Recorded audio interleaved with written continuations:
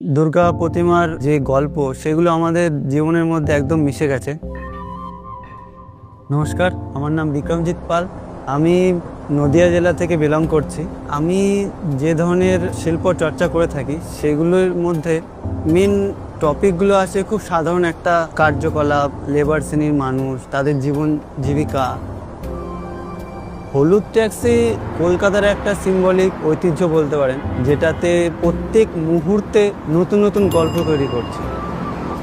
ট্যাক্সির বাইরের যে ইলাস্ট্রেশনটা তৈরি হয়েছে সেখানে দুর্গাপুজোর বিভিন্ন মুহূর্ত, যেমন কুমোরটুলির কারিগর যেভাবে ঠাকুর তৈরি করে, যেভাবে প্যান্ডেল তৈরি হয়, কখনো কখনো প্যান্ডেলের যে সাউন্ড সিস্টেম সেগুলো বয়ে নিয়ে আসা, কাপড় সেলাই, ধুনুচি নাচের সেই ধুয়ো, এই সমস্ত মিলিয়ে দুর্গাপুজোর একটা এনভায়রনমেন্ট তৈরি হয়।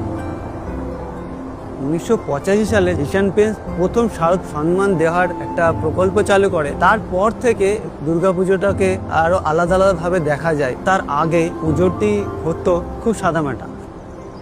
আমি আমার ইলাস্ট্রেশনকে, আমার স্টোরিকে, আমার রিসার্চকে, আমার কালচারকে একই ফ্রেমের মধ্যে এক্সপ্লোর করার সুযোগ পেয়েছি। তার জন্য এশিয়ান পেইন্টসকে অনেক অনেক ধন্যবাদ।